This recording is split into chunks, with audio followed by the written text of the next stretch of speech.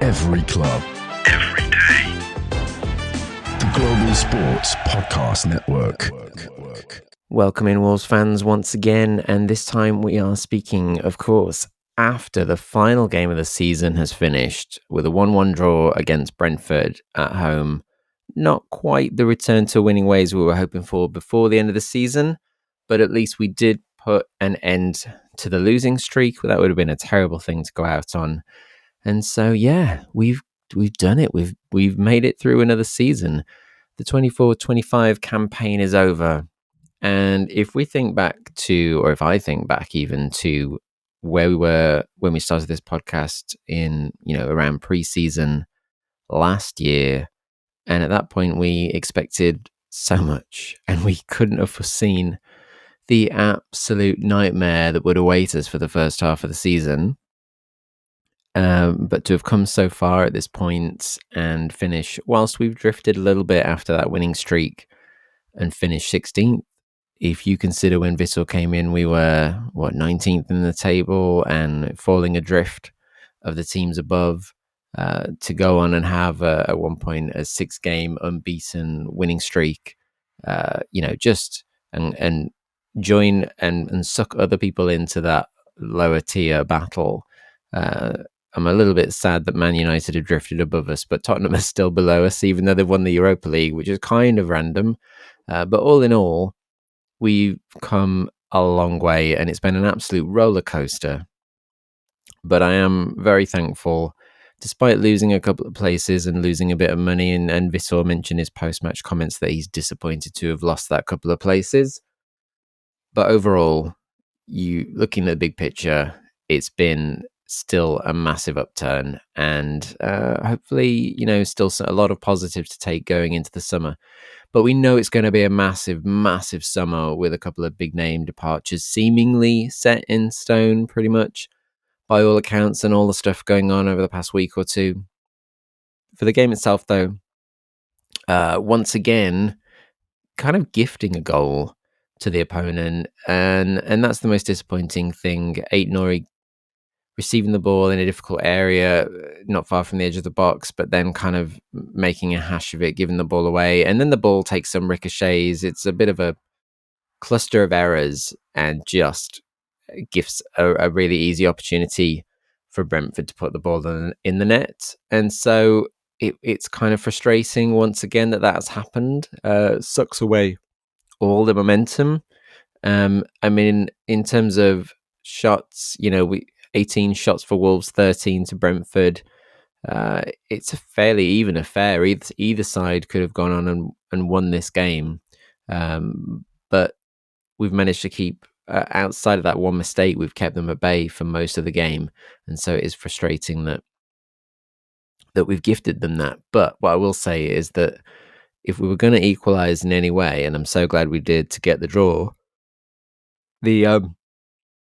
the Minetsi goal, my word, as many people have joked, Sarabia needs to hand back his goal of the season award that he received, because that is a possible, that is a contender right there. And I've been meaning to say, I don't know if I said it in the last podcast where we discussed some of the award nominations.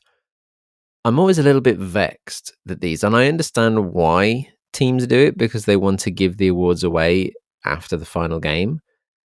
But it does seem a little bit odd to me also that the nominees and the decisions for these player of the season, and particularly things like goal of the season, happen with there's a few games left to go, because there is still a likelihood, like today, that you could have a goal that would fall in to the goal of the season category. That has always frustrated me since time began.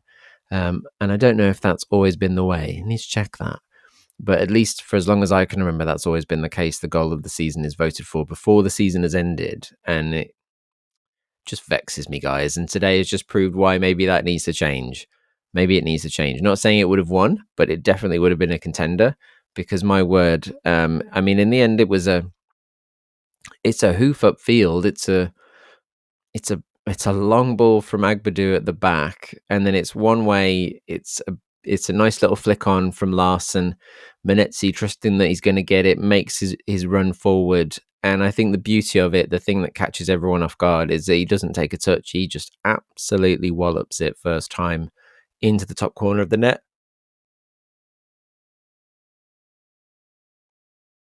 And so everyone is just aghast at that, and I'm thrilled for him. I'm thrilled for Minetsi. I will say it, because I think he's done an exceptional job for us since he came in.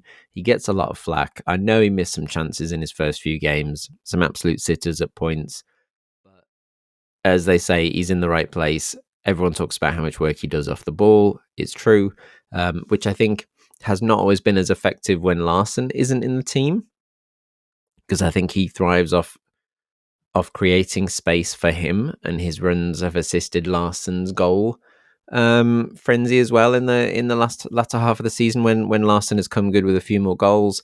I think it's no surprise or no coincidence that Larson has been Minetsi's been in the team when Larson's had his resurgence, because it opens up the space for him, and they've worked well together. So very, very happy for Minetsi. And I think he will get a few more goals next season. Whether he's a starter or not remains to be seen after what happens in the coming summer months. But I think he will get more goals. And I mean, obviously, he'll have a full season, so that's probably stupid to say.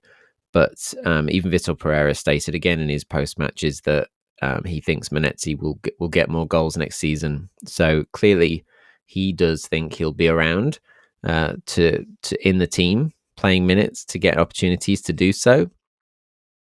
But it's going to be a massive one. It's going to be a massive one. Everyone seems to be stating that the press are stating that the Cunha deal is pretty much done. I think everyone has been waiting for that to happen for months. The most upsetting one is obviously the Semedo seems to be on his way out. A lot of discussion about the fact that he's recorded a farewell statement, and that people are commenting on the fact they've seen his moving people outside of his house and all these things. And in his post-match interview today, he seemed quite emotional, without actually saying goodbye specifically at any point, but without so much as specifically saying it, his emotions spoke for him. And I think the oddest thing in relation to that is that the story came out this week that Wolves have offered a contract, and have even offered him a 4-year contract that would have made him one of the highest, if not the highest, wage earners at the club, to keep him at the club for another 4 years, which for a 31-year-old is astronomical, and shows how much they wanted to keep him. Vitor wanted to keep him at the club. So, it strikes me as a little bit odd to be sad. I know you can be sad to leave somewhere when you've been somewhere for a while, but to be consciously making the decision to go for whatever reason, whether the contract isn't still, there's something about it that still doesn't suit him, or whether he just feels it's time to move. I don't begrudge him anything at all, because I think he's been great for us the last few seasons, and genuinely can be sad about leaving. I'm sure he's had a great time, it seems, with the club, but almost seems a little bit odd to be as super devastated about it when you've been offered pretty much everything you wanted, it seems, in terms of a long contract for the age he's at, in terms of a boost in wages. But who knows? We don't know what everything that goes on behind the scenes, and how much of it is actually true. So yeah, I'm going to be super happy to see him go, but I'm thankful for his service, as they say. But I do hope, if he goes, and like we say, it seems pretty much done and dusted, that there's going to be some activity in terms of wingbacks in the summer. There has to be, because whilst I think Rodrigo Gomez is awesome and has the potential, he's still very young, has potential to be amazing. We know he's young, but also that I prefer him further up. I think he's a great wingback, but I'd love to see him get an opportunity under Vitor further up the pitch. Although Vitor clearly seems to see him as a wingback. I know he's played elsewhere as a wingback in his young career, so I get it. But I think he has flexibility. But we know he can play both sides. And then there's debate about whether Aitnori will stay or go. I mean, if Aitnori were to go too, as well as Semedo, then there has to be a couple of purchases because Lima's still raw and Young looks amazing, but you don't want him as one of your starters. Again, probably next season you're weaning him in, maybe a bit more next season, but him and Rodrigo Gomez does not fill me with it like too much confidence as starting wingbacks. Obviously, Hugo Bueno comes back. He would potentially take a place if Aitnori goes. So you'd be looking at potentially Bueno and Rodrigo Gomez, but still seems like you need someone with a bit more experience to come in there. On top of that, well, all the speculation about, another forward, maybe another striker. If Cunha's going, do we get another number 10 of some kind? Sarabia is going as well. You look at the list of people going, you've got Sarabia, Semedo, Cunha, potentially the Aitnori is one that's up in the air, but people keep mentioning that name. You're talking 4 or 5 players of starting potential, or at least in the top 15 players of the club. So it's going to be a massive window, massive summer for Wolves. And obviously Vitor needs a break. Obviously, as he's mentioned a few times, he came straight from Saudi Arabia and hasn't stopped, and it's gone non-stop. So he's going to be up for a quick break. Andre will be very thankful for a break because he came straight in the midst of the Brazilian season and has been playing football for basically a year without a break, I think, pretty much at this point. So there's a few players in there that definitely need the rest. And I think all of us are just praying and hoping that they get the people out the door quick that are going, especially the ones that are for money, the proper transfers, not the freebies. Obviously, they'll be gone. But the likes of Cunha, if that's happening, do it fast so we can move forward. That's all we ask. That's all we want. And clearly the public do want this now to just be done and dusted. And the nominations for the awards voted for by the public show you that. The fact that João Gomez got Player of the Season from the fans over Cunha. Now, obviously, João Gomez is amazing and a worthy winner of Player of the Season. But arguably, Cunha, given all the goals, the technical skills we've seen at times, and all of that, I think if it hadn't been for all of this transfer nonsense and all of the Man U nonsense and some of the comments and things he's done on social media, he would hands down have taken that award. But we as a public, or the majority of Wolves fans that took part in that poll, have chosen to make João Gomez the Player of the Season and snub Cunha. And I don't get me wrong, I prefer João Gomez as an all round player for us. I think he's fantastic, and so I'm a worthy winner.